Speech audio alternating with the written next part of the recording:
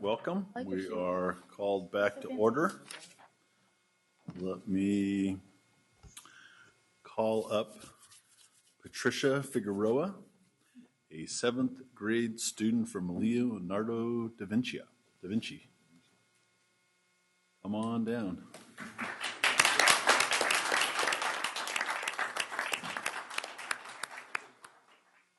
Thank you so much for joining us and doing the Pledge of Allegiance for us today. You can get started when you're ready. Please rise. Place your right hand over your heart. I pledge of allegiance to the flag of the United States of America and to the republic for which it stands, one nation, under God, indivisible, with liberty and justice for all.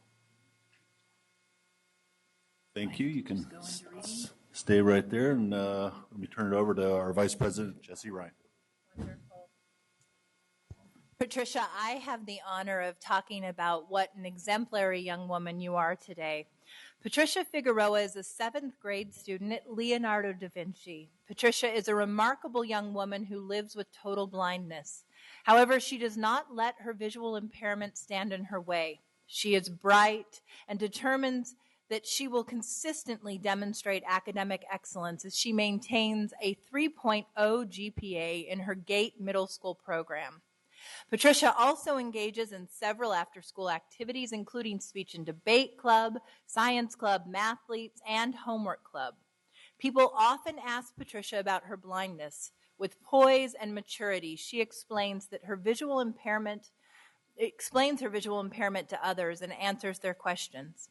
At times, Patricia has dealt with others' ignorance, but she does not react with anger or frustration. Instead, she sees these opportunities as learning moments that she can educate society. Patricia has voiced a desire to obtain a guide dog when she turns 18, and she exhibits a mature and thoughtful nature as she attends workshops with adults who also consider the guide dog experience. Patricia's teachers say of her that she is a pleasure to know and to teach. She reminds us that her blindness does not leave us in darkness, but fills her with a light that she shares with all those around her. We look forward to hearing about Patricia's continued success and what she does in this world. It is with great honor that we recognize Patricia Figueroa from Leonardo da Vinci today as our stellar student. Wow, all right.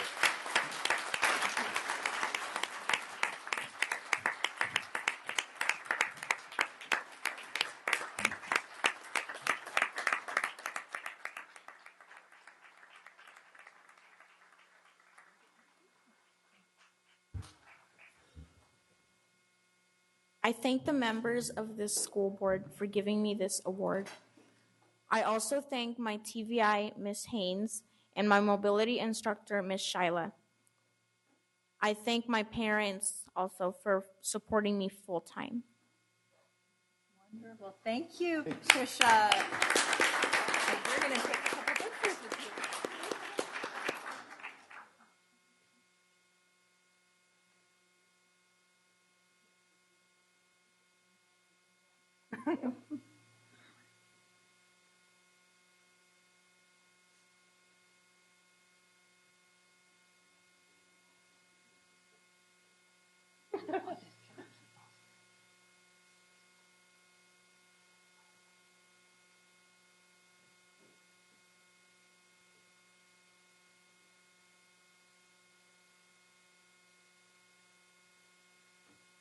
Congratulations. Right.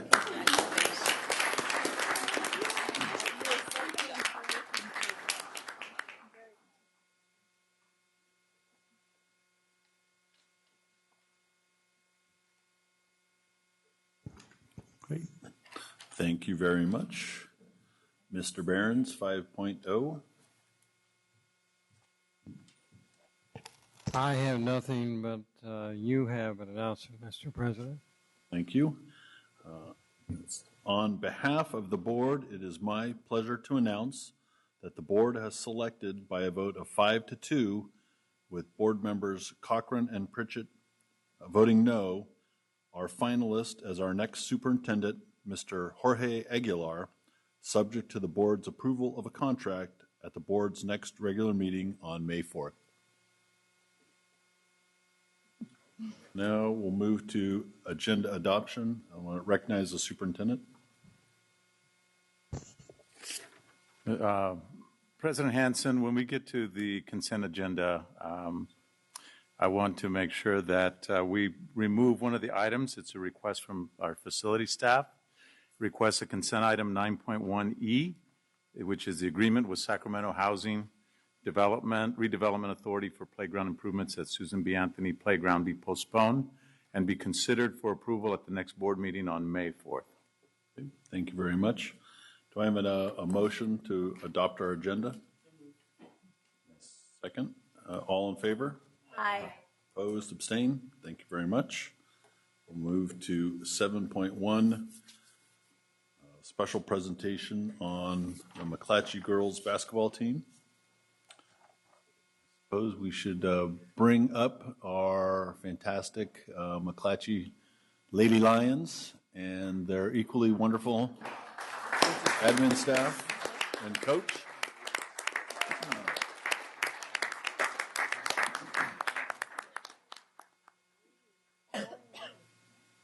We're so used to having you here in front of us. It's said that you built it this year. You became a dynasty. So after two big wins like that. So let me say, this winter season, the CK McClatchy girls basketball team played fearlessly and wholeheartedly, with the guidance of their coach, their commitment to one another, and the support of their school and family. The girls basketball team at McClatchy demonstrated that they are more than basketball players. They are leaders, fighters, and above all, an inspiration. We are proud to congratulate the CK McClatchy girls basketball team on their NorCal title and on being number two in the state of California. That's pretty darn amazing. Congratulations.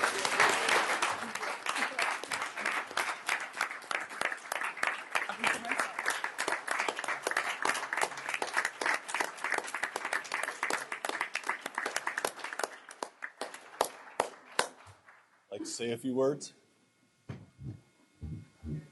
Hi. My name is Jordan Cruz. I'm number 33 on the basketball team. I'd like to thank my team, my coaches. Thank you guys for recognizing us. It means a lot to us. Thank you to our principals. Thank you to our school, our students for coming out to all our games. Coach Jeff, your turn. I would like to thank you for recognizing us today, too, especially on the same day as Patricia, that girl before us. I mean, that's our accomplishment kind of pales compared to what she went through and what she had to do. So puts everything in perspective. We just won a basketball game. So anyways, nothing compared to what she did. But anyways, I'd like to thank you for honoring us. I'd like to thank our principal, Lambert, Mr. Debrescu, the staff, the school board. Hopefully we made Sac City proud. And I'm very proud of these girls. And thank you very much. Bet. Member Ryan. Hold on 1 second. Member Ryan. Turn back around. Oh, yeah? No? Oh, okay, sorry.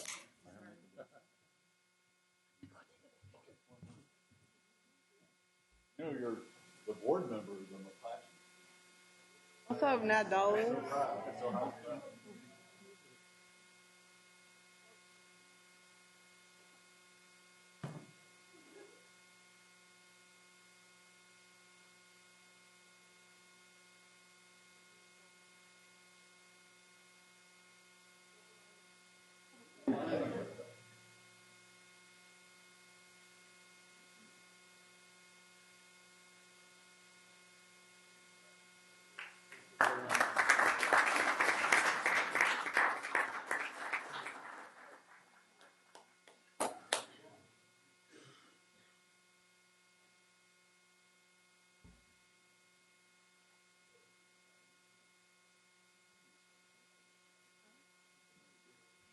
No, I actually didn't. Our principal asked me.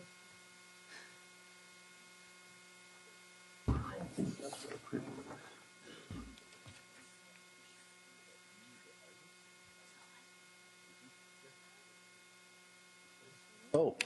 You weren't in your regular seat, Iris. I was looking at- Let me recognize Iris Taylor, the special presentation of an award. So good evening, Board President Hanson, Superintendent Bonda, and members of the board. Tonight, I'm joined by Mary Harden-Young, Area Assistant Superintendent, and Kristen Coyle from SCOE. Unfortunately, Steve Winlock was not able to join us tonight, so we're joined by Kristen Coyle. And we are just excited to announce this year's PAL Award, recipient of the PAL Award, which is the Principal Arts Leadership Award. And this year's recipient is in our audience, and I'd like to call her up, and then I will kick this over to Kristen Coyle. So Andrea Egan, if you could please.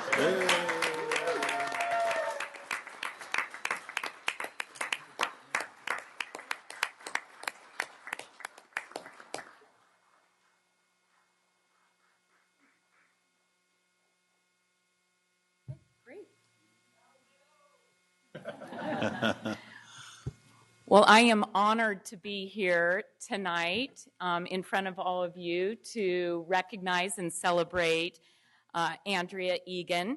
The Sacramento County Office of Education supports and recognizes leadership throughout the region. The Principal Arts Award, and we call it the PAL Award, honors principals who honor the arts at their site. It casts a light on principals who stay true to the vision that the visual and performing arts enliven, motivate, and facilitate student success.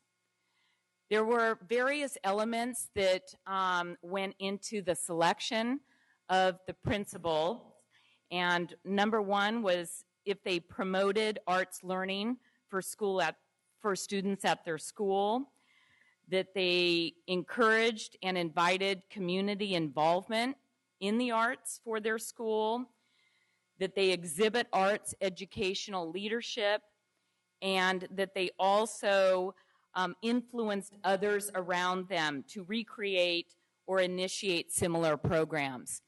And there were 4 principals that were awarded in the region this year. And one of them, as we mentioned, was Andrea Egan.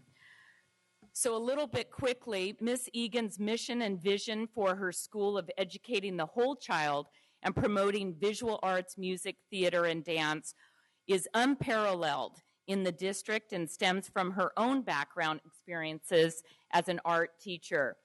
The variety of electives that the students have involving the arts is very impressive. 60% of the student population at her school is in some form of the arts. When you walk onto our campus, it has been noted that you see children's artwork on the walls, dance performances in the newly refurbished auditorium, musical performances with the All-City Band. And while many schools and districts over the last several years have seen a decrease in the funding for the arts and extracurricular activities shrinking, the programs at Cal Middle School have continued to grow and thrive, and particularly in the area of the culinary arts, home economics, as well as this theater, stagecraft, dance, band, and drama. So on behalf of the Sacramento County Office of Education, we want to thank you for making a difference in the arts.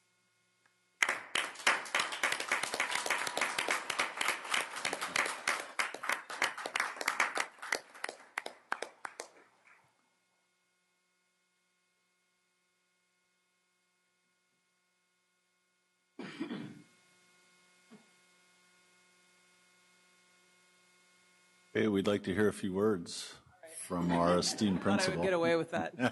Nope. Right. Board President Hanson, also my board member, and Superintendent Bonda, and the rest of the board members, thank you very much for having me here tonight. And thank you, Ms. Coyle, for being here, and Steve Winlock, who's not here, but he came out to visit me at Cal.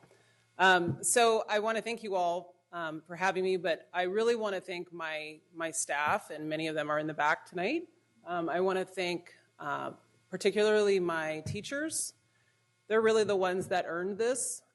They're the ones that come to me with the creative ideas. And I see my role as really opening the door for them, finding the resources and the space and the staffing to do the things that they want to do for kids. And art is something that's near and dear to my heart. I was an art student, and then I was an art teacher. So for me, I know that why I wanted to go to school was because of my art teacher and my art class. And so that's something that's always been in the back of my mind, that when I end up a teacher and later became a principal, that I know for a lot of our students, that's why they come to school every day, is their art class or their dance class or their theater class. So that's been my charge and the reason we've expanded our program at Cal. So thank you, and thank you. Thank you. Yeah, hold on, come on back. Mr. Minnick? So I just want to say congratulations. When you were my kid's principal at Phoebe Hearst, like, we knew you were awesome and supportive principal, and I'm not surprised that you're doing amazing stuff at Cal. I really appreciate that you're putting arts out there front and center for those kids. I know how important it was for me as a kid. That's the only reason I showed up for high school many, many days. And so you're doing great work, and congratulations. Appreciate that. Mr. Wu? I want to say congratulations. I too have visited Cal Middle when we dedicated the new gym, and I thought the marching, the band was fantastic. And so I can see your influence, arts, on our young students, and I know that arts is a means of communicating, and through arts can come some fantastic ideas. Leonardo da Vinci was an artist as well as an inventor, and Michelangelo was a great artist who was expressing ideas, and I think that you're paving the way for our children to get that voice. So thank you. Thank you. I appreciate that. Superintendent Bonda? You know, it doesn't take long to be on that campus and go out and visit classrooms and be able to observe the things that are happening, to know that you really focus on providing a full-rounded, program for kids, and there's something there for everyone.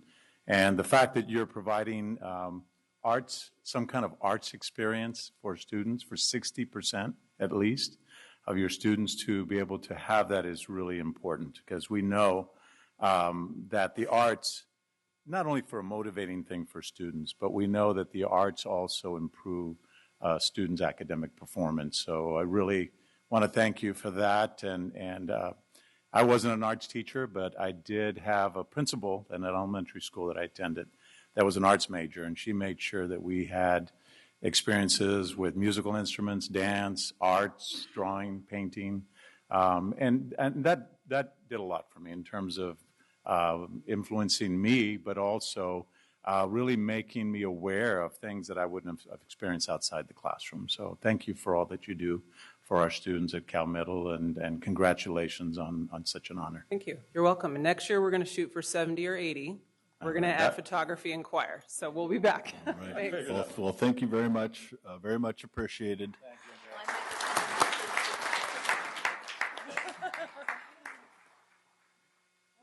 Great. And I'd like to recognize Board Member Vang. Awesome. So today I have the honor of presenting a resolution in recognition of Earth Day. And to do this, I want to take the time to really highlight the incredible work that is happening in our district around school gardens. And in particular, I really want to share about Luther Burbank's Urban Garden. So at this time, I would like to invite Principal Jim Peterson and two teachers, Erin McClatchy, Todd McPherson, and our amazing bug officer, Burbank Urban Garden, to come up. Don't be shy.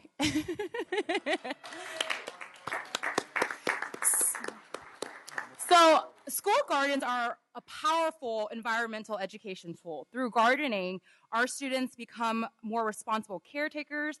They're engaging in agriculture practices, learning about the responsibilities and impacts of land cultivation and food production. I personally have seen firsthand how it's changed our students' perception in South Sacramento, especially in areas like Florin and Meadowview that is known as a food desert. Luther Burbank Urban Garden, aka BUG, Burbank Urban Garden, has really led the way to begin addressing some of these challenges by educating our students about where their food comes from, cultivating a love of learning for the environment, and giving them the hands-on experience. If you have not seen Luther Burbank's Urban Garden, I encourage you to stop by and see it for yourself. It is incredible. So today, as we recognize Earth Day, I really want to highlight the great work of teachers and students that's been doing this work to transform Luther Burbank, not just the school, but the neighborhood itself.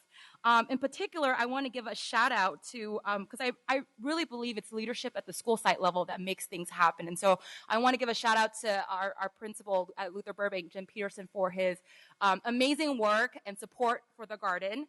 And then, you know, our teachers, you know, Mr. McClatchy and Todd McPherson. Just a little bit of history. So there was an ag program in the 70s for Future Farmers for America, and that program basically discontinued in 2008. And then in 2010, Mr. McClatchy got together with some students to really try to bring the ag program back at Burbank. BUG was created around 2011. This is just my timeline. If I'm wrong, you can totally correct me. But he took over the garden space really as an after-school club, working with students with special need and using gardening really to do his work. And then in 2014, 2015, Todd came to Burbank, and he had a wealth of knowledge about gardens and really helped Mr. McClatchy really build an infrastructure for it. And as they began to do this, they realized that this could be an amazing urban ag pathway. And so I also want to announce publicly that Todd just got his CTE to teach urban ag. And so that's really exciting for Burbank. So I'm going to read the reso.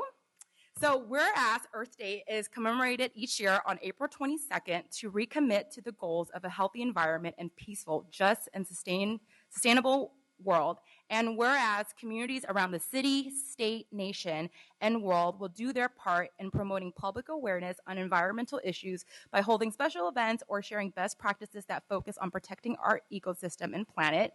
Whereas the importance of being good stewards of the environment has become a nearly universal belief held by the community of Sacramento City Unified School District.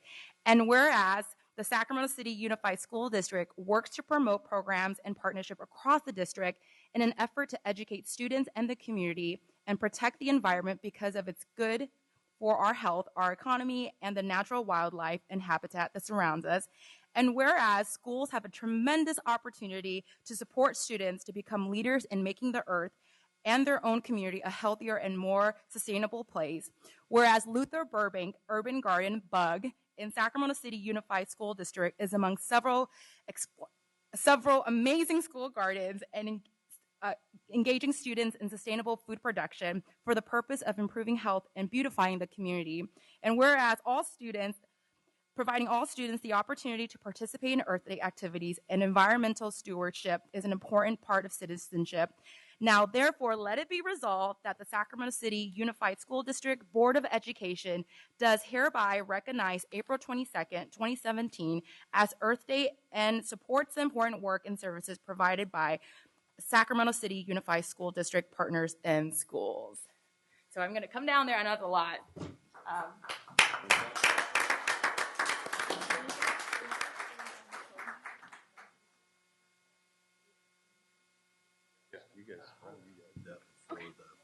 Okay, thank you. Mr. Peterson, you should be in you the gotta photo. you can't get off. We'll send it to you.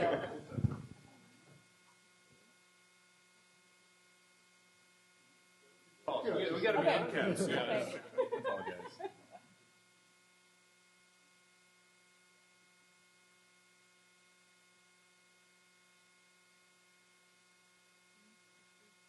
So you guys can say a few words.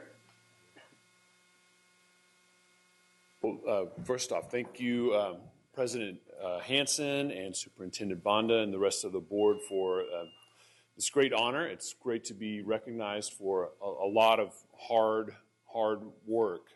But I do want to say none of this would be possible without a whole host of people and opportunities that are unique. You know, it's really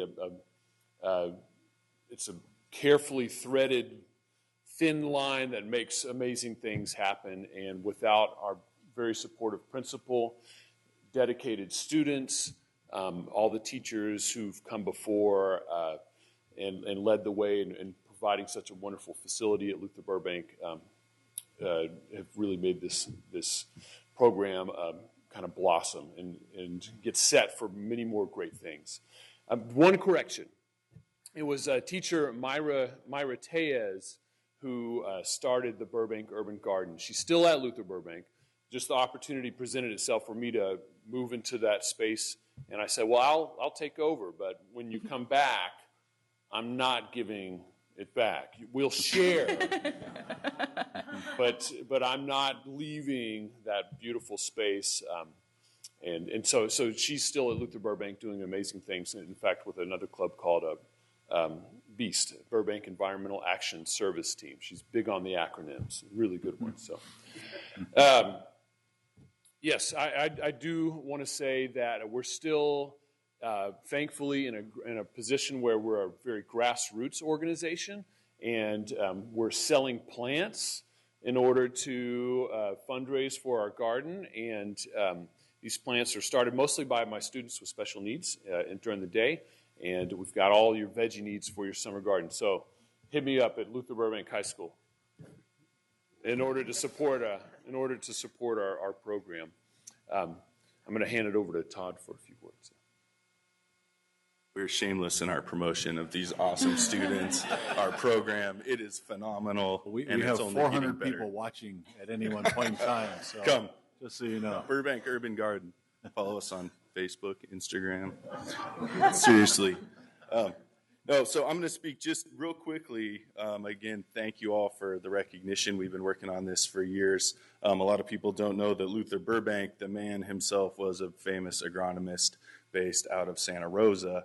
The program, probably we can surmise the school was named when they had the big ag program, that it was about agriculture. The community looked different geographically, ethnically. It was farmland around Burbank. They had the FFA program that ran for about 30 years, was discontinued. A lot changed. This is not a unique story. It's happening everywhere. The infrastructure at the school remained there. So we have this awesome greenhouse, a big barn. We get a tractor. We've got about an acre of space. And Mr. Peterson has been huge in opening the door for us to create a new program. So I'm kind of stepping into a whole new thing that we're going to create, and it's going to be exciting. It's a little bit scary, but it's going to be a new urban ag academy. It's going to be a career pathway program focused on agriculture in the urban environment. See what we can do. The urban environment doesn't mean agriculture is irrelevant. It is hugely relevant. We're in the farm to fork capital. Let's make it happen. We're going to make it happen here. These guys, those plants that we're selling, will be selling food, hopefully open up a bigger farm space. Maybe we can sell into the new central kitchen project down the line. Like, it'll all tie in together. So I just want to say, again, thank you. Be on the lookout. Be looking to you guys for support, leadership. We'll need all sorts of, cool things that we don't even know of yet. But we're going to create something that hasn't been done before, and I'm excited to step into that. And with these guys, showing up, coming out to this, going to our plant sales. We had students come to a plant sale at Soilborn Farms, and they got up at 5:30 in the morning to get on the light rail here to take it out to Rancho to show up. That's the level of dedication they have. So that's why it's happening. That's how it can happen. So with Mr. Peterson, these students, the physical grounds, a couple of us crazy guys stepping in to try and put it all together, we'll do it. It'll be there. So thanks again. Do you guys, anybody want to say anything? All right. Good. Thank you. Thanks.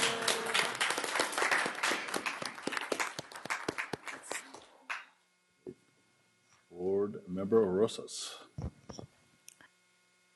This meeting of the Sacramento City School Board is being recorded in its entirety and will be cablecast on Metro Cable 14 and the local government affairs channel on Comcast, Consolidated Communications, and AT&T Uverse. Today's meeting will air Sunday, April 23rd at 9 a.m., Monday, April 24th at 6 p.m., and webcast at www.sacmetrocable.com. TV. We welcome members of the audience to address the board. Please fill out a speaker form located in the back of the community room and give them to our communications representative prior to the conclusion of the items presented. Please speak into the microphone when addressing the board and state your name for the record. Please limit comment during public comment to items that are not on the agenda. If you do comment on an item that is on the agenda, we will ask that you please defer your comments until your item comes up on the agenda. Please also turn off your cell phones or place them on silent or vibrate during the meeting. Thank you. Thank you very much. Mr. Barrios, public comment? We have 7 public comments. If you could come up in order, please. Nikki Malevsky, Linda Tuttle, Wes Larson, Robin Knock, Marissa Munzing, Grace Trujillo, and Darlene Anderson.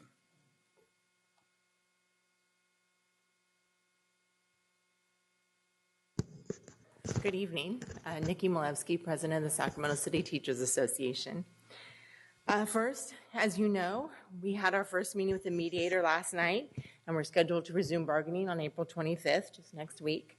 We continue to believe that the district is in the best financial position in its history, and that we have a historic opportunity to make Sac City the destination district for California.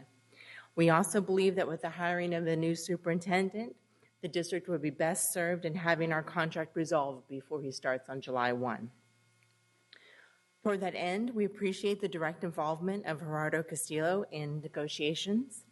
Although we have had many disagreements with Mr. Castillo related to his overly conservative analysis of the district's finances, we appreciate the opportunity to engage with him directly regarding our differences and believe that he, like all of you, share our goal in making Sac City the destination district. Our work with Iris Taylor in the academic office continues to progress. Educators will be extremely excited to provide real input in the long overdue ELA materials adoption process, and our testing committee continues to tackle the challenges before us. So finally, we believe that we will be meeting with the district next week to continue our implementation efforts of the Safe Haven, and we are very excited to work with the district to help make sure that this is a safe haven for all of our students and their families. Thank you very much. Thank you, Ms. Malevsky. Linda Tuttle.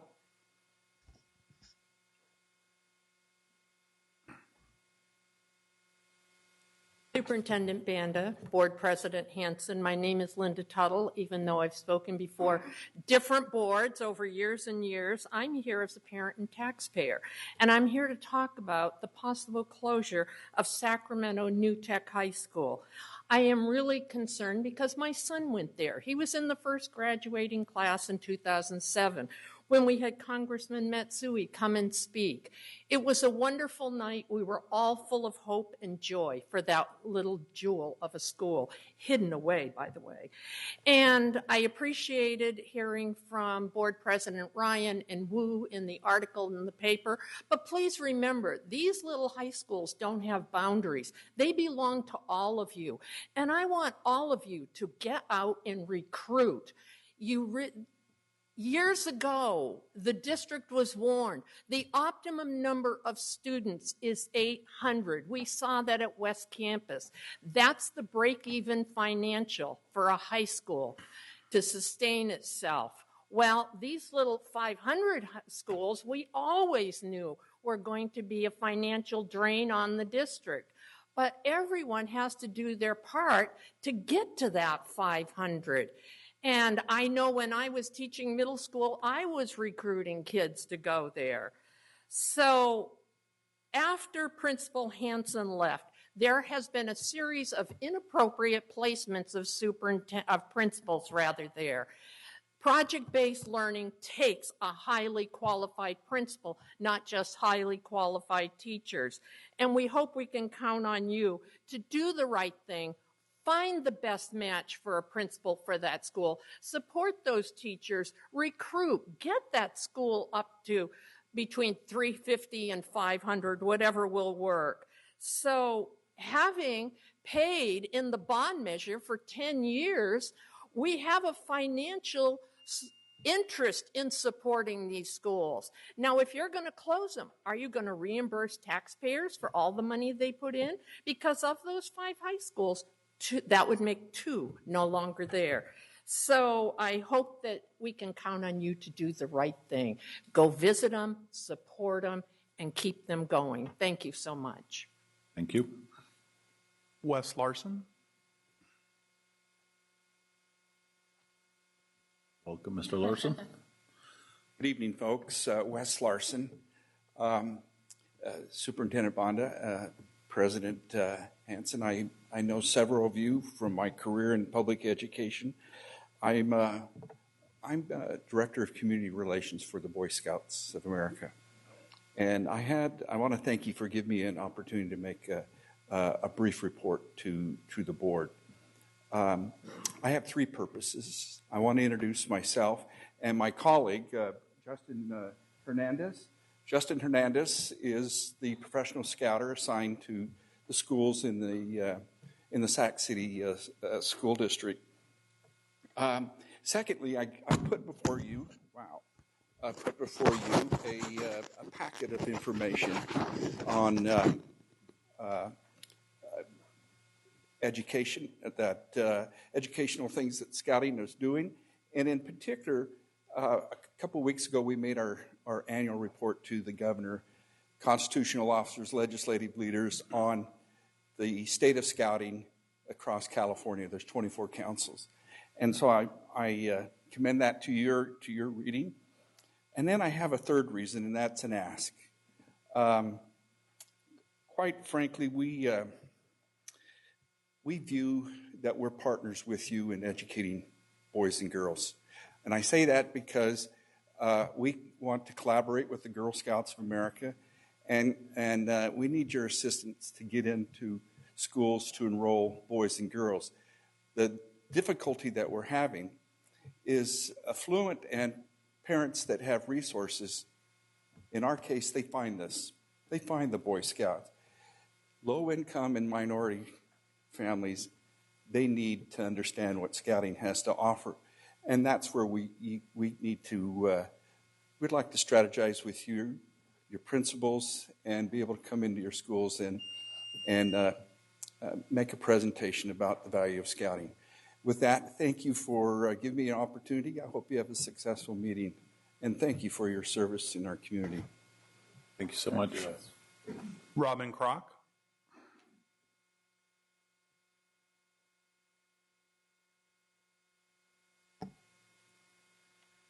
Hi, board members and superintendent. Thank you for the opportunity to address you. As many of you know, proposed revisions to the student wellness policy will be presented to you soon within the next few weeks.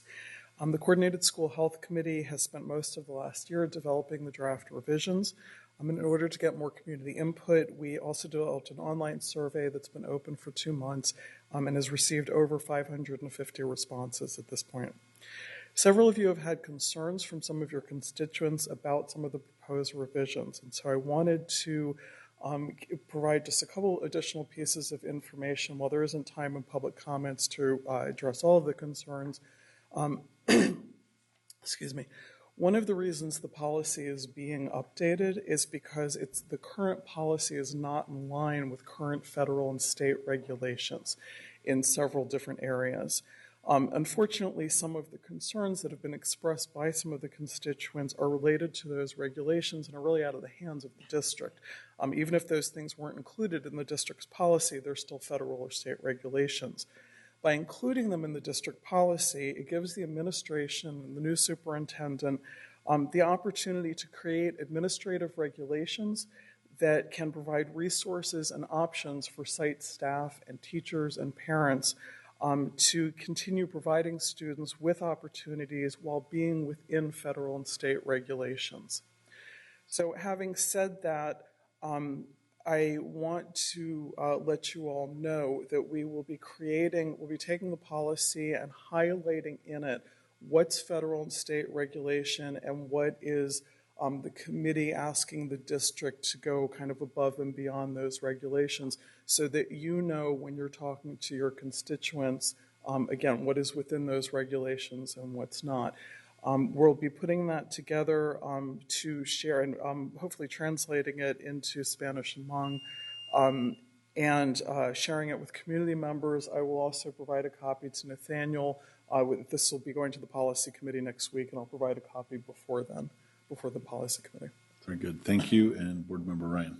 Thank you, Robin. I want to appreciate and recognize the tremendous amount of time and effort you've put into updating this school wellness policy along with the other work group members, and also acknowledge our board special assistant, Nathaniel Browning, who's been key on this. I believe we undertook this process. We began the first conversation around this, 18 months ago, maybe a little longer.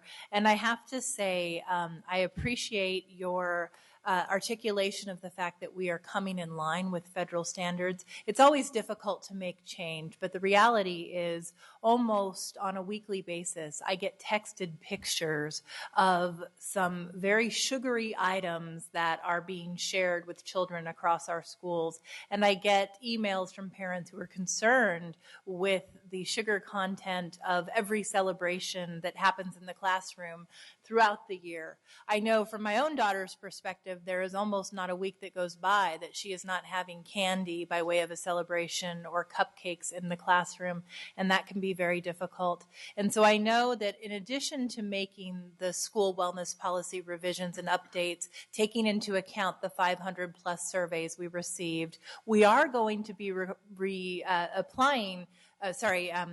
sharing with our school sites some guidelines for suggested activities that don't include sugary foods and alternatives to having the cupcakes and candy celebrations. Yes. So change is hard but necessary, and I think we know we have a childhood obesity problem, but we are also going to be working with our school sites on alternative ways to celebrate milestones.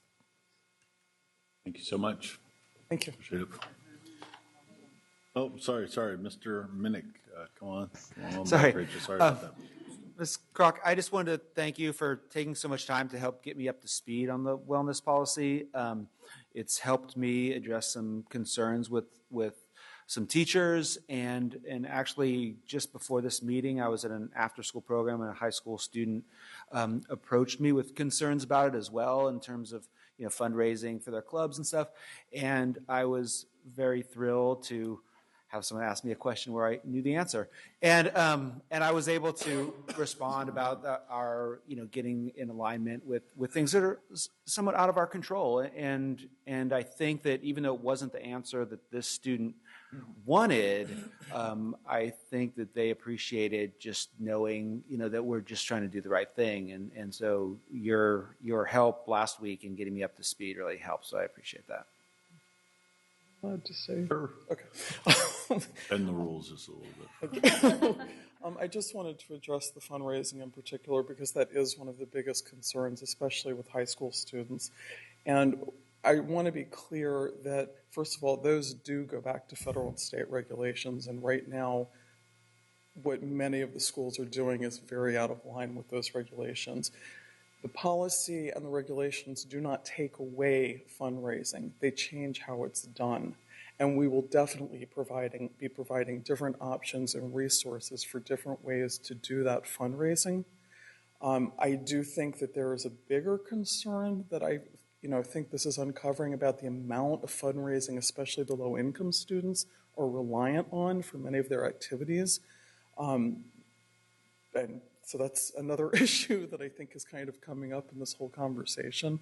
But there are plenty of other options and resources for doing fundraising. And there are schools that have found they've actually raised more money doing other kinds of fundraising. Thanks so much. Marissa Munzing.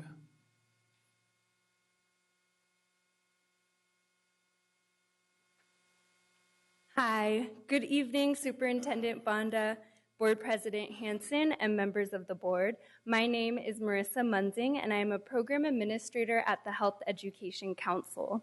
The Health Education Council is a nonprofit organization dedicated to providing access, education, advocacy, and training to improve community health. We have worked in schools and districts throughout Sacramento County for more than 15 years, providing nutrition education, obesity prevention, and assisting in the development and implementation of school wellness policies and practices. We currently serve on the Coordinated School Health Committee, working on revisions to the school wellness policy. We support the proposed revisions to the student wellness policy, which demonstrates Sac City Unified's commitment to supporting students' overall health and academic achievement.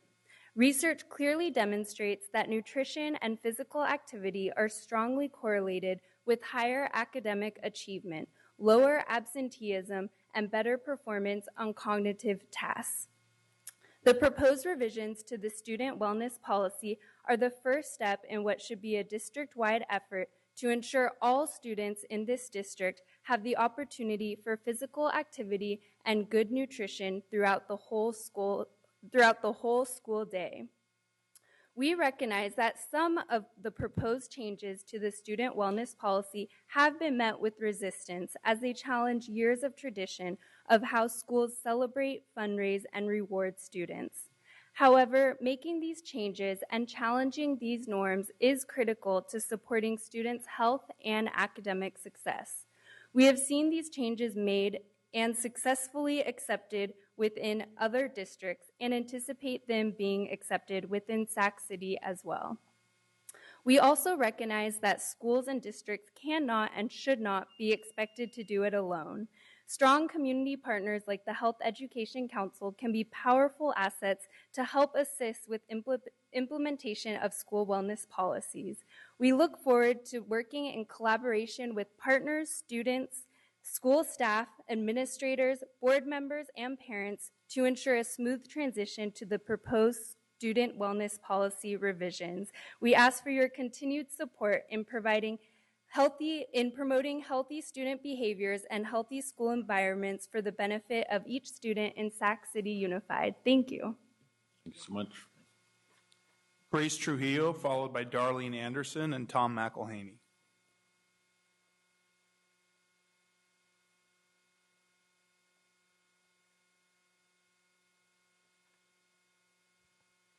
Good evening, members of the board and Superintendent John Bonda. You know, it's so funny. I was sitting there, and then all of a sudden I saw Miss Egan go up, and I'm like, well, what did she get?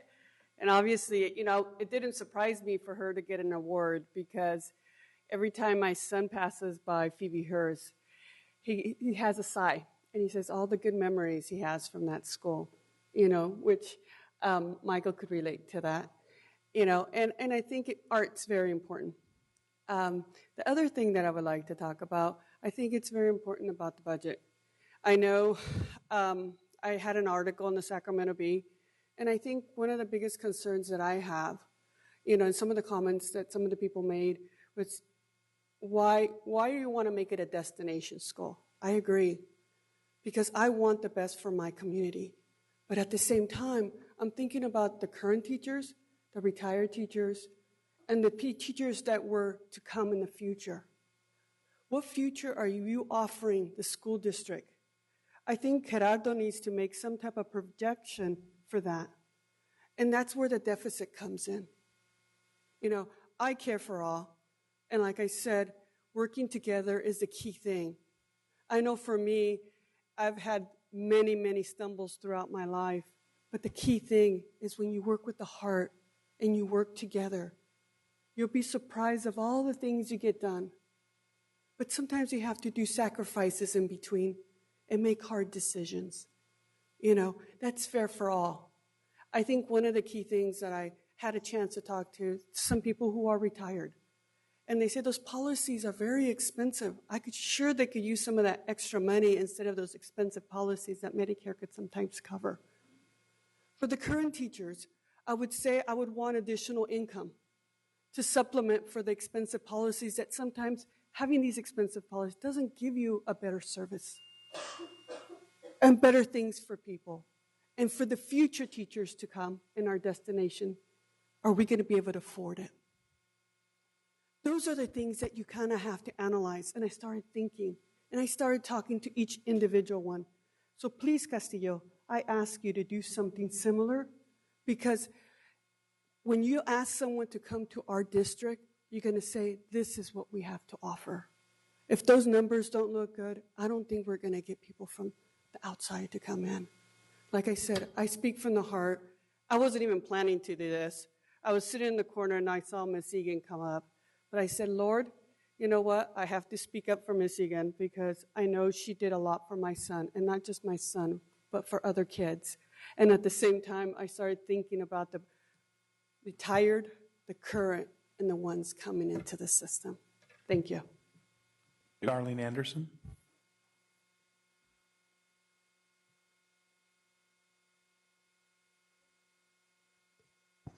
Good evening, board members and superintendent. Let's see, I will start.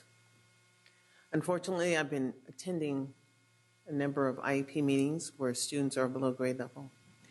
And I'm just trying to figure out how can we have the conversation, what's going to move those students forward, and it's not getting me anywhere.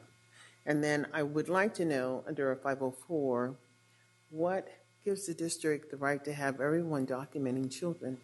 So what they refuse to raise their hand or they talk out of turn, what gives staff the ability to put that in their permanent record? I am confused about the 504s and how they're being implemented in positive behavior plans and what they should look like to transition behavior. But if you're using the 504 and all this data is going over here to the SARB office, and then all of a sudden parents come in and then they have 50 pages of, he talked out of turn, he threw something across the room.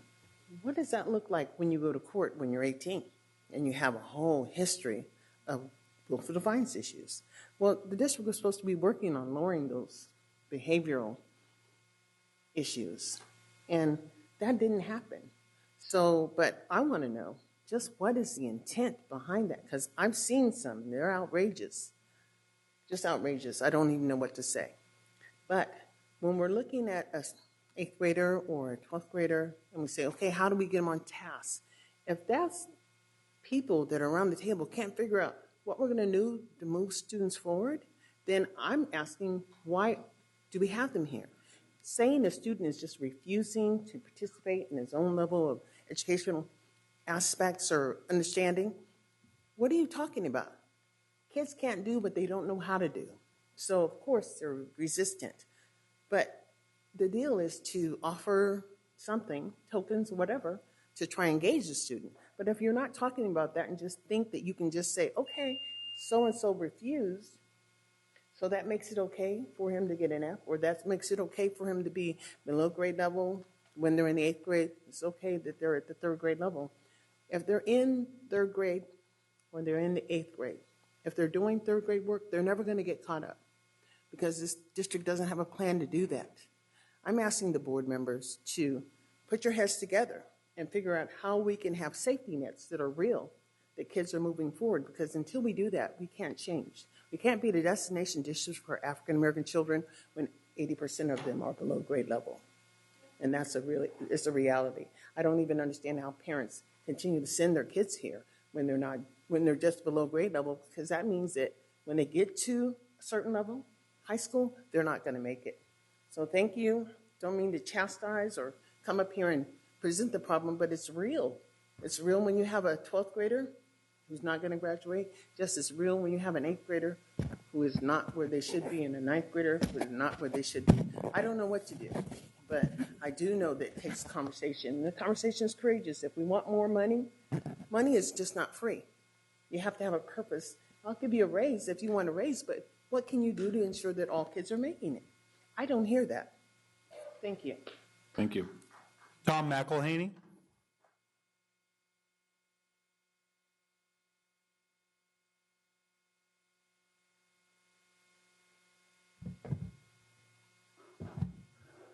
Good evening, board. Good evening. Thanks for your service to this city. I'm Tom McElhaney. I'm a Burbank teacher and I'm a member of the Coordinated School Health Committee, but tonight I represent only myself as a happy teacher. On the eve of the National Day of Silence, I want to be anything but silent and think back to such a short time ago where the press conference occurred in which my district designated itself as a safe haven district, right in my classroom, which was an honor. But I'm so proud of my district for leading the way. Tomorrow, thoughtful students who've been shown gentle ways will don stickers and take a vow to remain faithful to their LGBT brethren, and ultimately graduate from Burbank as better citizens. How amazing to live and work in this district. How wonderful that my district has led the way on such important issues. Superintendent Banda, I'll miss you, and I look forward to working with all of the rest of you on important issues in the future. Thank you. Good. Thank you very much.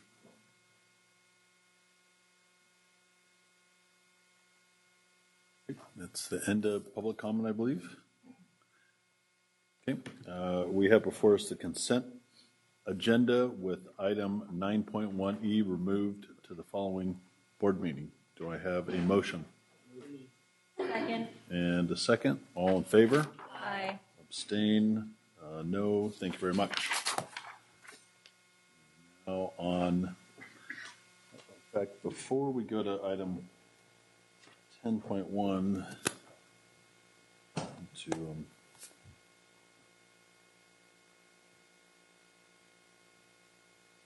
wanted to make just a quick note. It's kind of a little president's privilege here, but before we, before the meeting was agendized, we received the graduation rate data from the Department of Education. Our district has what's an 80.5% graduation rate, very similar to last year, but below the county average and below where we were a couple years ago. We all believe that this is something that is unacceptable, and we're going to be working very hard to improve those metrics. And although it's not an item on the agenda tonight, we believe that it's important to make this announcement and let you know that during the break, our district and the team and the superintendent were working to assess the situation and drafting recommendations for improvement. We look forward to bringing a report back at a future meeting, and we'll absolutely keep the public informed and a partner in this as we move forward. But I want everyone to know that we take this very seriously, and we're going to be working expeditiously on this issue. So thank you. With that, we'll move to item 10.1, Mr. Browning.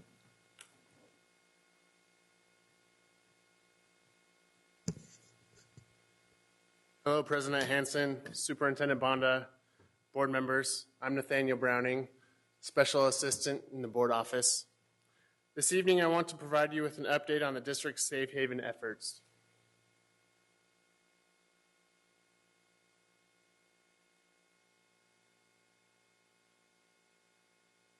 Safe Haven directly connects with the district's strategic plan. This is an effort to ensure our students and their families feel welcomed and safe at our schools in order to help them learn, succeed, and contribute to society to the best of their ability. This effort is aligned with our core values. It sets out to create equitable opportunities that will help students be prepared for post-secondary options. Safe Haven calls upon the district community to ensure mutual respect, trust, and support for all students, undocumented or not.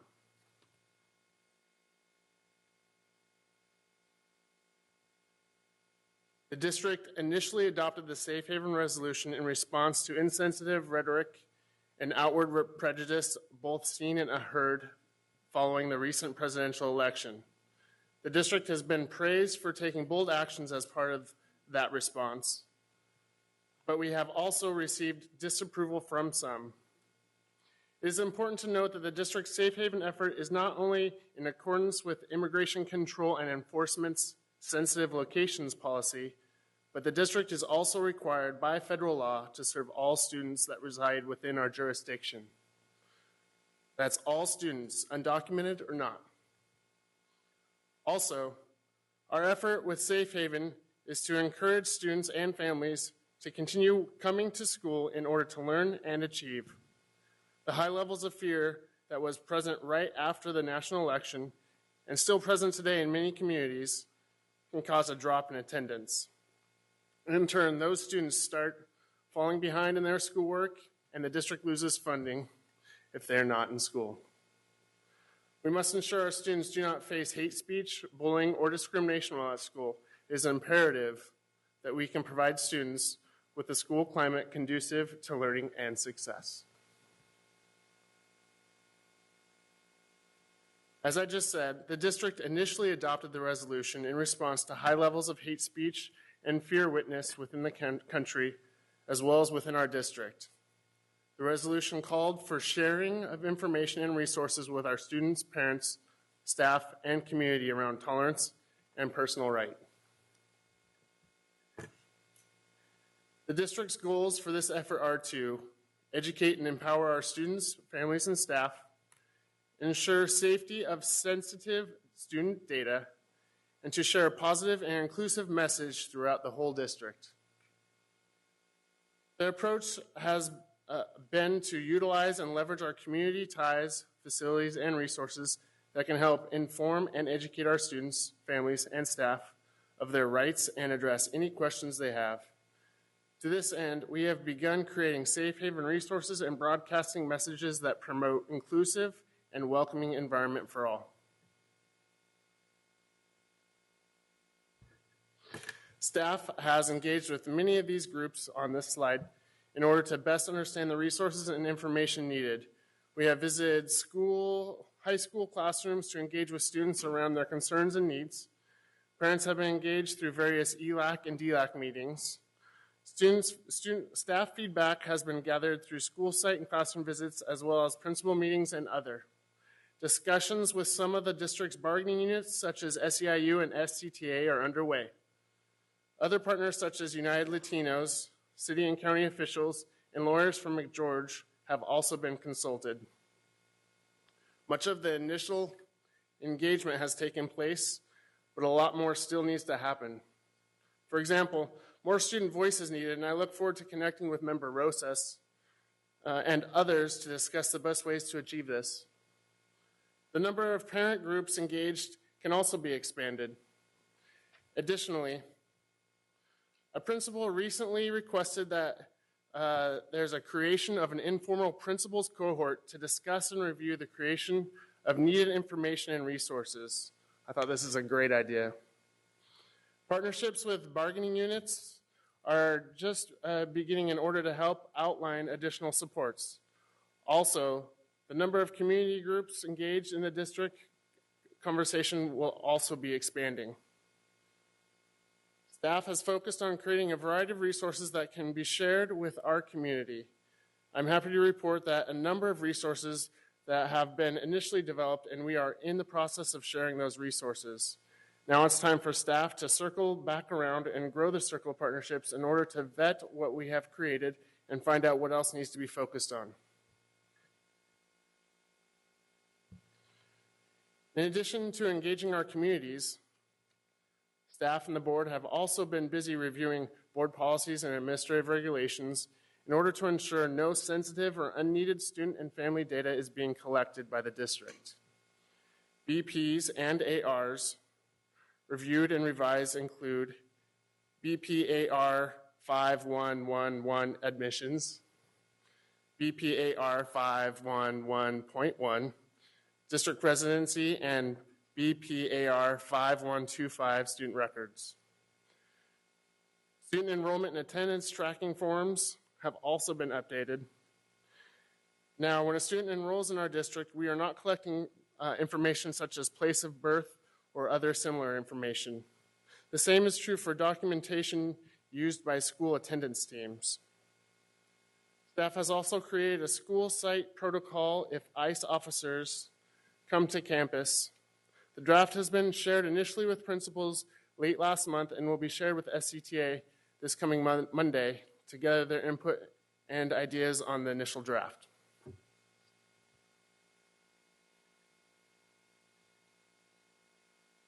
Other resources that have been developed include our Safe Haven website, shown here.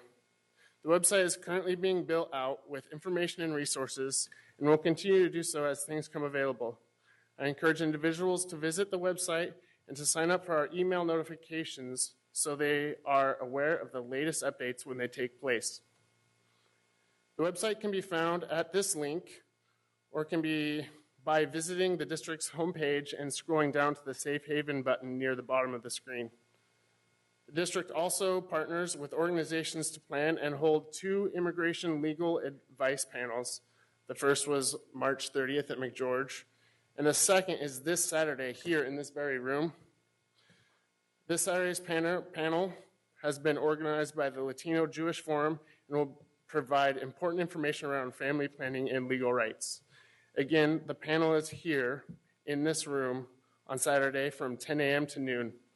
The panel will be largely given in Spanish, but there will be an English interpreter there as well if English speakers want to attend. I highly recommend it. I'll be there too.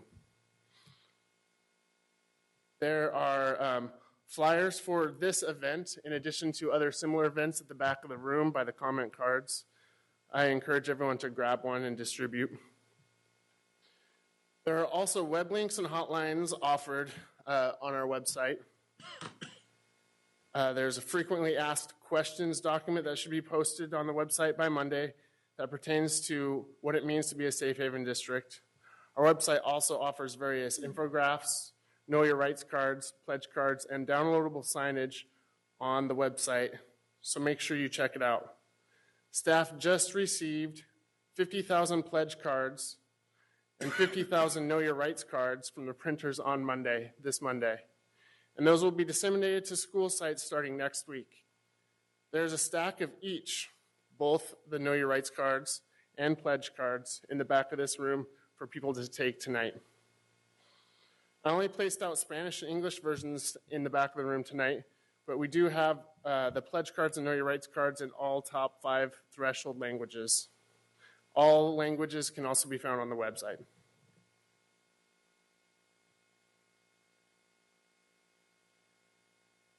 Spreading the word. So I want to offer a major kudos to the district's communications team, both Alex, Maria, and others, for spreading the word about our Safe Haven efforts. They helped create a number of yard signs and banners that will be going out to sites next week as well. And the yard signs look like this. I hope the camera grabbed that. The communications team also helped create a great deal of buzz around our efforts here in the district. We held a press conference on March 7th where 12 different news outlets were in attendance. You just heard from Mr. McElhaney. It was in his classroom. It was pure pandemonium. It was exciting. The press release created statewide and national recognition. Additionally, there was a statewide press release just the other week, April 5th, with State Superintendent Torlakson, where he highlighted our work as a state best practice for the second time this spring. He said that we were the first to not only state that we were a safe haven school district, but we were also the first to have action behind our words. We asked that's Torlakson, asked if he could share our materials and resources with other districts across the state, and of course, we said yes. This is in addition to a number of news articles and radio interviews about our efforts here in Sac City. There are a number of resources that are currently being developed but are not quite ready to share yet. Staff is currently working with McGeorge to develop a list of legal supports that are offered throughout Sacramento. We also just received an email from them starting to list out all the different types of ways individuals can become legal citizens as well. So we're going to start working on that. We have begun drafting talking points for school sites and classrooms to use, and and we'll be vetting those with staff and labor partners here in the very, very near future. Conversation are beginning in the district and city. Conversations are beginning with district, city, and county representatives on the need to streamline the process for identifying individuals that can act as emergency placements in the case of a family deportation. It is important to not only try to protect our families, but also prepare for the worst case scenario, unfortunately. Again, I previously mentioned the draft protocols that are being developed for principals and site leaders, but those protocols also need to be made relevant for the use and useful for those teachers, office managers, and maintenance crews and other staff at our school sites. Another project just beginning is the discussion around professional development opportunities and what that looks like. It's going to be a very exciting and detailed conversation that's going to take engagement with a number of partners. So, as you can see, staff have been very busy identifying what information and resources need to be created in order to not only make this a district a safe haven for undocumented students, but our refugees, LGBTQ, and many other student groups. We've been called out as a model by state leaders, but staff feel like we are still behind the 8 ball. We have a lot of work to do. We have so much need and so many things that need to be accomplished. Thank you. Member Ryan. Thank you, Mr. Browning. We appreciate the amount of time and energy you've put into this work. Can I ask you, are there currently other staff in Sacramento City Unified School District that are supporting this work? Yeah, communications, as I heard, with signage. And I've worked with Raul Bozio on developing a protocol for the site. Okay, but you've been the primary implementer and conduit with our principals and teachers at the school site level. Yes. And has that been difficult with the current workload? You mean the superintendent search, I'm guessing? And everything Yes. else, yeah. So I bring that up because, you know, I am very proud of the recognition we've received at a state and national level, in addition to the recognition from Superintendent Torlakson and the more than 60 resolutions that have modeled after Sacramento City across the state.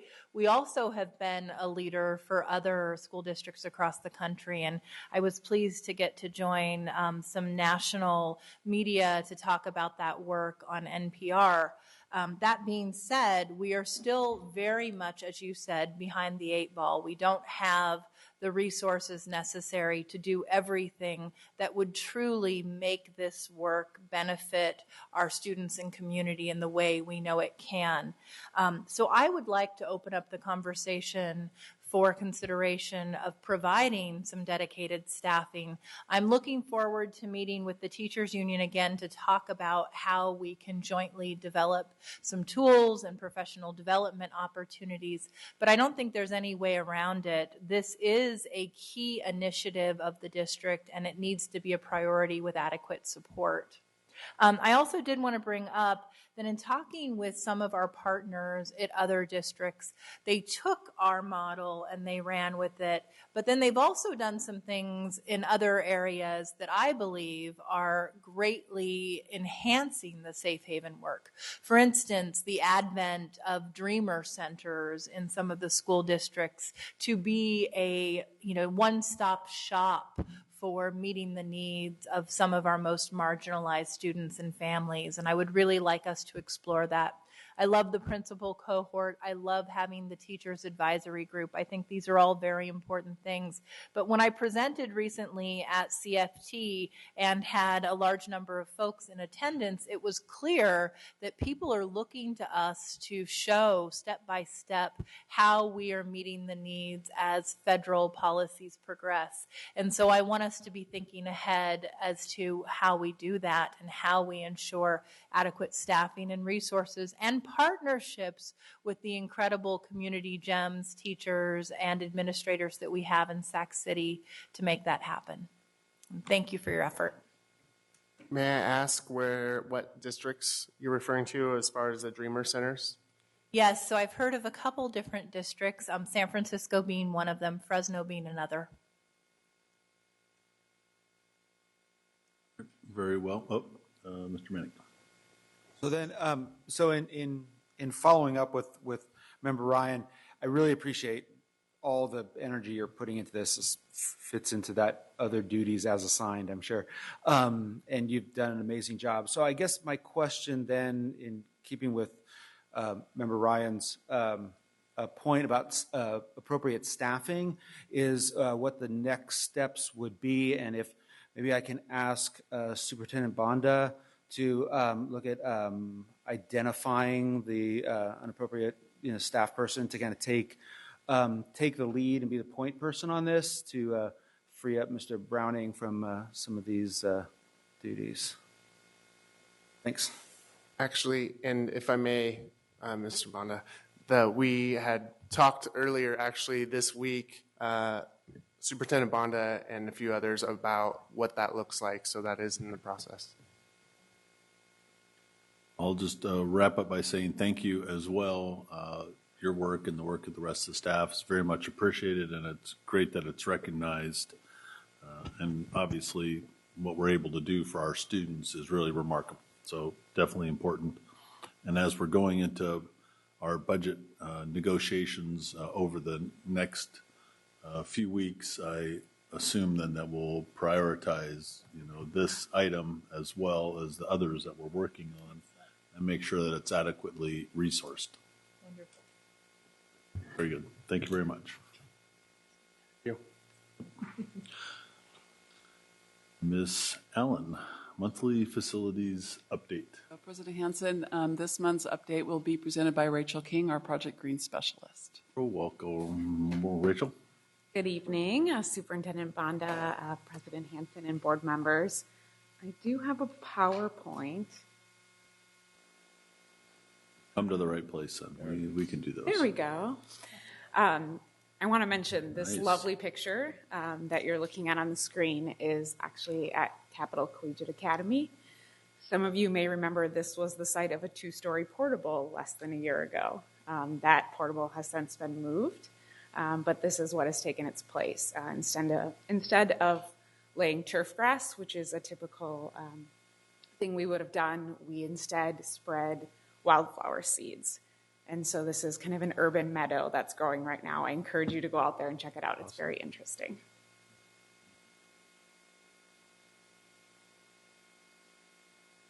Oh, great timing with all the...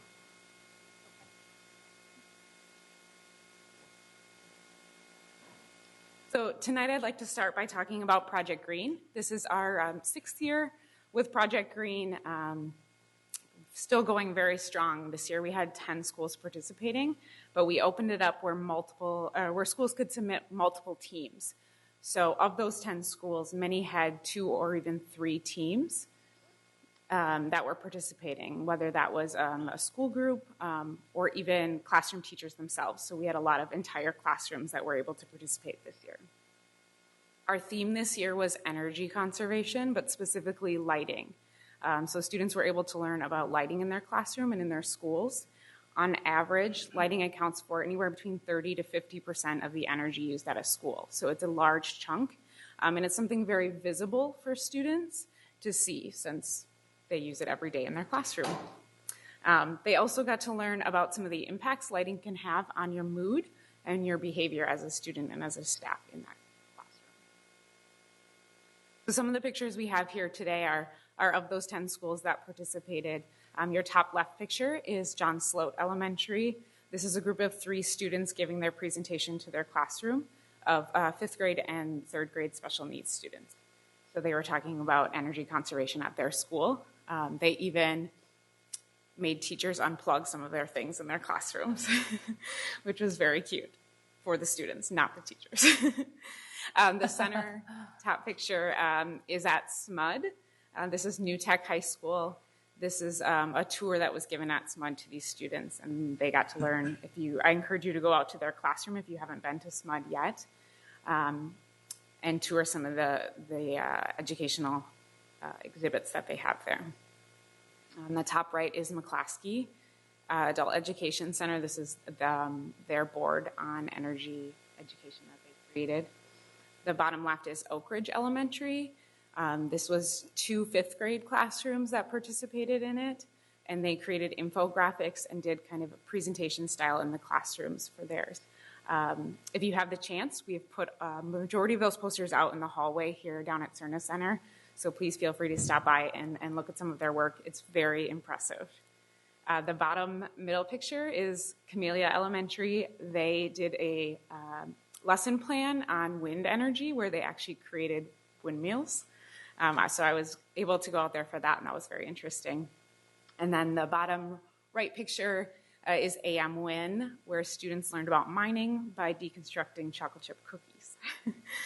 So very unique opportunities this year through Project Green. So some of the things that we changed, we partnered very heavily with SMUD this year. You may notice that bright orange bag on your chair. That is courtesy of SMUD. We partnered together to provide those to you guys tonight. I will speak to some of the materials in them. The folder contains a packet of educational opportunities that they provide to not only our students, but the Sacramento area. That should be on the right side of your packet. On the left side of your folder, if you have a school in your area that participated in Project Green, you will find their reports, their PowerPoint presentations, and additional photos from those schools that participated this year. And then there's also a PowerPoint presentation that the teachers were able to receive. So this year, new to Project Green is we provided not only curriculum for the teachers to use in their classrooms, but also multiple professional development opportunities. So the PowerPoint that's in the middle of your folder is actually the presentation they received when they attended a workshop at SMUD to learn about lighting and lighting in their classrooms. And the other opportunity we gave them is a certificate through the Center for Green Schools U.S. Green Building Council, and that is a Green Classroom Professional Certificate. And that was new to them, and it teaches them all about how to use energy and waste and water and things like that in their classroom. So these are additional pictures because we added a lot more education for the teachers. In this year's program, I wanted to provide some pictures on what they were able to learn, not just what the students were able to learn. So I won't go through all of them individually, but the top ones are the teachers in their classrooms working with the students on energy conservation. And the bottom ones are that workshop at SMUD where the teachers got to learn about lighting. So they got to do some examples of some curriculum as well as test out different light bulbs and things like that. That was very interesting for them. So the overall goal of Project Green this year was to recommend classrooms that should receive LED lighting. LED lighting is the most efficient lighting right now on the market. And as I mentioned earlier, it can actually have improved benefits to mood and behavior. So you'll notice the picture here is 2 different tones of lighting. What the teachers who participated in Project Green will actually receive are tunable white lights. And what that does is you can actually turn from a blue bright light to an amber orange tone light. And teachers are able to use the different lighting in their classroom to affect the mood of their students. So a blue light will energize your student and get them prepped for tests or reading. And the orange light can calm them down if they're excited after recess or lunch or something like that. So we'll be piloting those with these Project Green schools. And we're also testing it. We should be implementing it this summer in a conference space down at our facilities department. Another thing that we just wrapped up this week, Superintendent Bonda and I ran around to a bunch of different schools this week to hand out our 2nd annual Green Apple Awards. So I'd like to recognize Dr. Susan Gilmore, who's here today in the room. She was awarded the Green Administrator of the Year Award. She is the director at A. Warren McClaskey Adult Education Center. Her students also won the Green Team Award, Green Team of the Year Award. Other teachers recognized Ann Bastian is a science teacher at West Campus. And then our Green Operations Staff Award went to the custodial staff at Alice Burney, who have pioneered a waste and recycling program that we are hoping to roll out across the district in the coming years. Some future of sustainability in districts, some of the initiatives that I'll be working on over the coming months. This summer, the National Green Sports Alliance has their summit here in Sacramento at the new arena. They run parallel a student summit, so we're now recruiting any students that are interested in attending that summit where they can learn about energy conservation and waste conservation at their schools, as well as maybe meet some Kings players, so a little bonus. And then this fall, we'll have our second annual Green Week, and that's the first week in October. So we'll be partnering with SMUD again on that and some of our local community members. We'll be planning for another year of Project Green. So if you guys are interested in getting involved or recruiting some of your schools, I'd love to work with you. And finally, the Central Kitchen Project, which I know Kathy's going to mention next, we are working on making that a green building. So going above and beyond kind of Cal Green Wonderful. codes and working on something like a LEED certification or possibly zero net energy. So these are some of the exciting opportunities we have coming forward in sustainability in the district. Are there any questions? Thank you so much. I don't know if we have any public comment on this item. The public comment. Do we have any board member questions? So first, I want to ask you, I know that in the past we have lamented that at some of our highest poverty schools, putting together a Project Green application might be a bit more difficult, therefore a disadvantage. And so I was wondering if, based on that feedback, you were able to provide some technical assistance to our struggling schools so that they could also be competitive in the Project Green applications. Yes, so this year is the first year where we actually took out the competition element of the program, where we wanted to make sure that if a teacher or a school or a group of students was putting in this time and effort, that they would automatically get a reward for that. So all the schools that participated this year, and this was upfront with sign up of the program this year, that they will all receive LED lighting as part of their project. Wonderful. It looks like Superintendent Banda has a comment. I do, thank you. I just really want to make sure I acknowledge Rachel King for doing such a wonderful job with this. I mean, she was quite a find for us, I think 2 years now? 2 years. 2 years ago.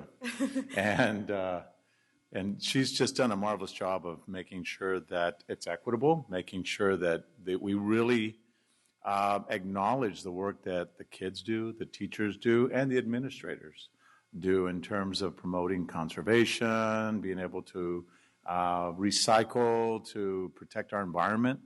And in the process of doing that, not only the civic engagement piece of that, but the learning that goes on with our children. So I had a lot of fun going out to the schools to be able to be there to personally acknowledge the folks that do this work.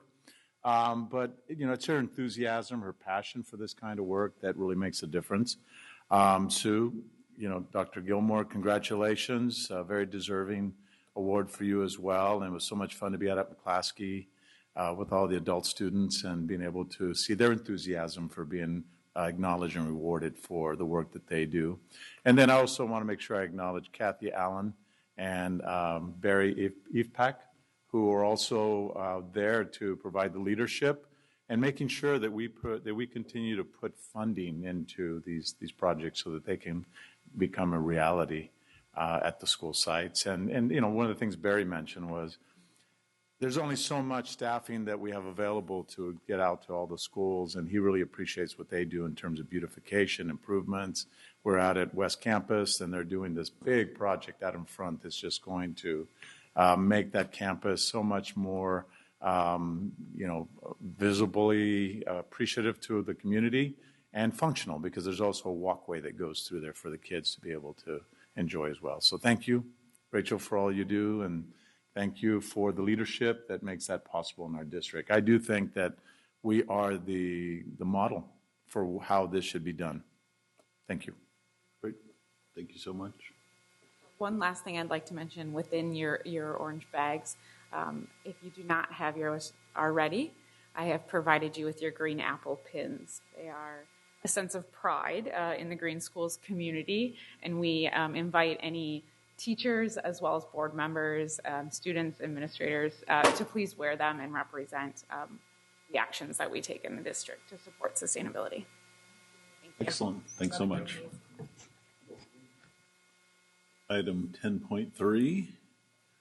Kathy Allen, you can't get out of this one. You have to come up. What Rachel didn't mention was that we also just won another statewide award, another Green Ribbon Schools Award for the district. We won the same award last year, and Project Green has a lot to do with us getting that award. So we still have one more step to go. We want to move on to the national. So that's our goal. We do the clean sweep. Yeah.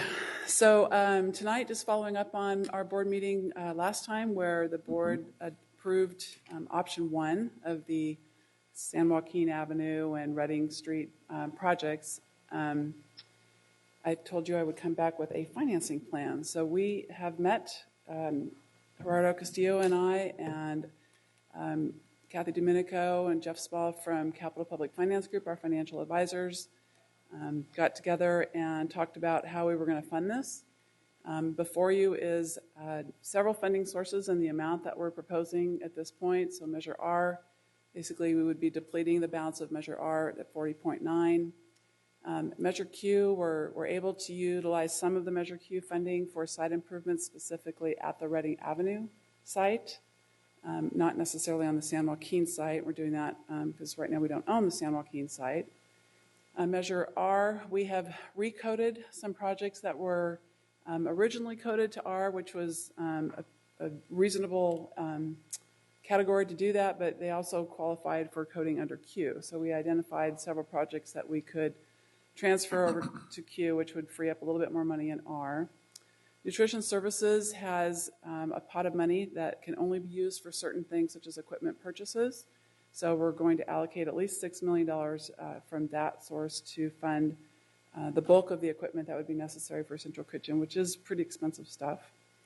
We have something we call Building Fund Interest Earnings. So this is a dollar amount that we get over several years, and sometimes it's reimbursements, refunds, or interest that we have earned on deposits in past, which is about $6 million. We're also proposing to use 2 years of CFD, or Community Facilities District Number 2 funds. This is the one pot of funding that typically we use for all admin kind of capital improvements. We had CFD 1, but it's very limited to a couple of areas, and it's pretty much done. So that's about 2 years' worth of income from CFD number 2. We're also going to probably, and I'll explain that in a second, apply for a Career Tech Ed grant for Culinary Academy on the kitchen. It's a competitive grant, and it's up to $3 million. I feel pretty confident that with the program and the community support that we have, we would likely get some of that grant. However, Governor Brown has issued some new audit guidelines for anything associated with the $9 billion state bond, which has all of us districts kind of putting our brakes on accessing state funding for a little bit. So we have a little bit more work to do on that. They haven't quite rolled that out yet, but it's a 77-page document, which I haven't gotten through. So we'll see. If it's a cost-benefit analysis on the grant application. We also could potentially apply for the same type of grant on some type of an automotive repair, bus repair, career tech path as well for the transportation side. So a few things left to work out, but basically we totaled up to just about almost $73 million. There's a very, very nice size contingency in the project, obviously, because we really haven't started the design on this. So hopefully those numbers would come down, although we do see cost escalation going up.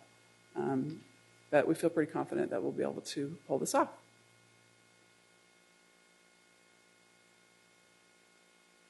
Are you ready for questions and comments? That was it. Michael, Mr. Minnick. Hello. Awesome. Thanks for bringing all this in and making this so clear to understand. I really appreciate you kind of being creative in like looking at all the options for funding. I know that was not an easy task. I guess one question I had, first of all, regarding that CTE grant for Culinary Academy, knowing that this is competitive and and we don't know exactly like kind of what's going to happen. Is there anything that we can do at the board level that could make that more attractive to the funder during this process?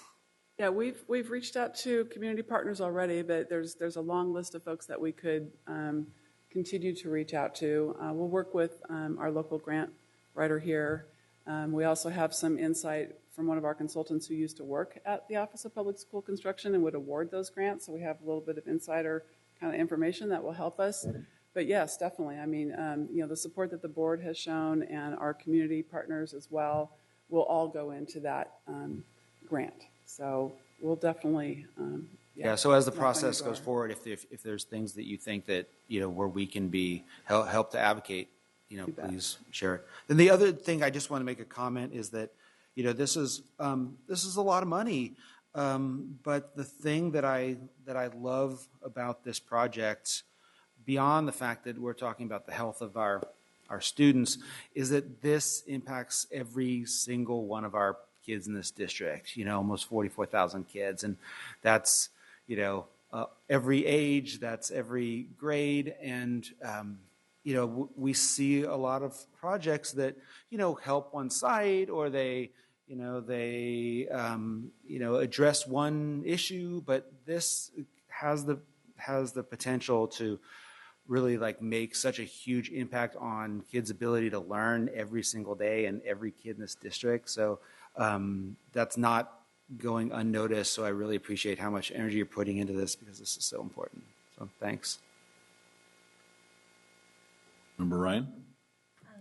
Thank you. Thank you, Kathy. I appreciate all the time and energy that has gone into this multi-year project. And it's exciting to finally be at a place where we're voting to actually move forward. I, as I shared, encountered some sticker shock when I saw the dollar, particularly given I thought we were going to be at a much lower threshold for total funding. I did want to ask, this funding mechanism that you provide, both by taking Measure RQ, R&Q dollars, as well as dollars from nutrition services and other pools, that actually takes into account the contingency fund. Correct. So in theory, this could run lower, but you were pricing this together looking at the high end of the spectrum for potentially funding this project. And within this, it also includes the necessary elements to get the LEED certification? Well, possibly. I mean, it would just depend. I mean, it's going to be pretty hard to get a LEED certification on a kitchen facility, which is heavy production, heavy energy use. We'd certainly have a much better opportunity to get that on the transportation facility, which doesn't have as much production going on. So we definitely want to explore both, and maybe one becomes LEED Silver, the other one might be LEED Platinum. We're working with SMUD. We've already had one meeting with them to talk about what that would look like and how they could help partner with us and make that happen. I have a meeting next week with the City of Sacramento's new sustainability manager to partner with them as well. So we're reaching out to everybody. It'll become decisions that we'll have to make moving forward. When we start putting pen to paper, or I guess on computer these days, we don't draw plans anymore. We'll have to make those decisions and choices, and hopefully we'll be able to accomplish something like that. I don't know about ZNE. That's a bit lofty goal. That we'll shoot for LEED. We'll shoot for some color of LEED. Wonderful. Thank you. I appreciate the update. Well, I'll say for me, obviously this has been a long time coming for the folks who've been on our Central Kitchen Task Force. This is going to be a welcome next step. And the fact that we're able to factor in the land swap, which was a couple years in the making, and we were able to include the transportation center, which hasn't had an upgrade for decades. And, ever. That's a long time too. And once again, another project that affects every one of our students. Being able to do more of the repairs in district, it's going to save us money from having to contract out.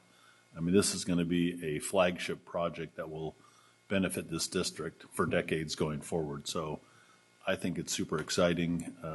I applaud you and the rest of your staff for working really hard on this and being diligent and then finally, coming up with a clear funding source so we know what we're getting ourselves into. And, we'll look forward to cutting the ribbon as we go on a couple projects. So if there's any other comments or questions? Okay. Well, this is an action item, so I'm looking for a motion. Second. And a second. All in favor? Aye. Aye. Opposed? Abstain? Ayes have it. Thank you. Right, reports received, future board meeting, May 4th. We'll see you then. Do I have a motion? Oh, hold on, sorry, we got one. Mr. Wu? I know this is not the appropriate time, but I wanted to remind everybody that next Friday here at the Cerna Center, from 5 to 9, we'll be doing our Art of Compassion. And so there's not another board meeting for me to announce that, so I'm just going to remind everybody today at this time. Thank you. Fantastic. Thank you so much. Is there a motion to adjourn, maybe from a student board member, Rosas? I move to adjourn. And a second. All in favor? Aye. And abstain and noes. There we go. We're all done.